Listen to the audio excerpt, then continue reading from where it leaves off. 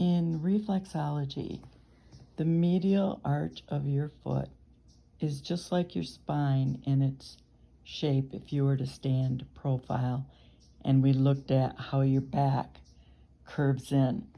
So here in the spine, at the base of the great toenail is the highest point of the spine.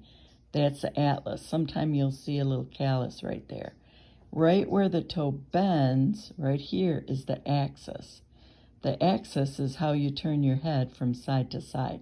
If it's real tight, what you'll find is that a bigger callus will be here, right where the toe bends. If the callus is higher, right up by the nail, that means the atlas needs to be adjusted. Maybe you have prone to headaches. But as we come down, you have 7 cervicals, you have 12 thoracic, and you find your 12th thoracic by finding the base of the 5th metatarsal. It sticks out a little bit right there.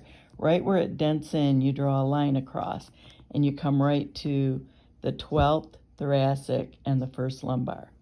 And then from there, you'll see that you have 5 big lumbar, you have a sacrum, and tailbone. So as you're looking at your profile of your spine, it's going to mimic the medial arch of your foot. So if you have a flatter foot, you have a straighter spine.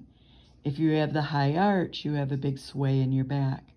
Now here's an interesting thing. A lot of people with high arches have this puff. Can you see that right there? I'm using my own foot to show you, and that means that you have more stress in the lumbar region. Now let's talk for just a minute about the lumbar.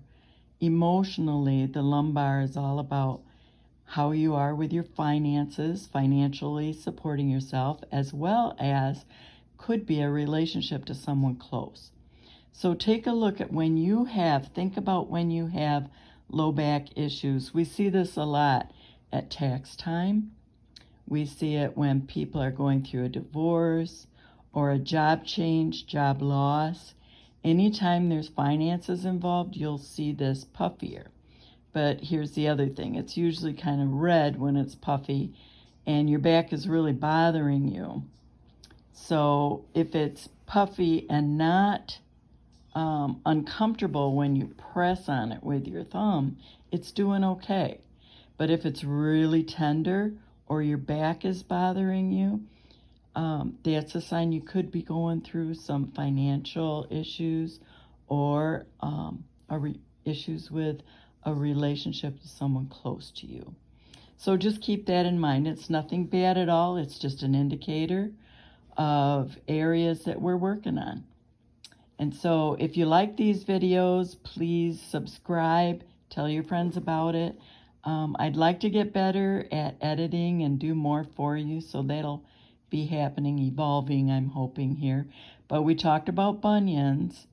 Bunions are all about lack of emotional support.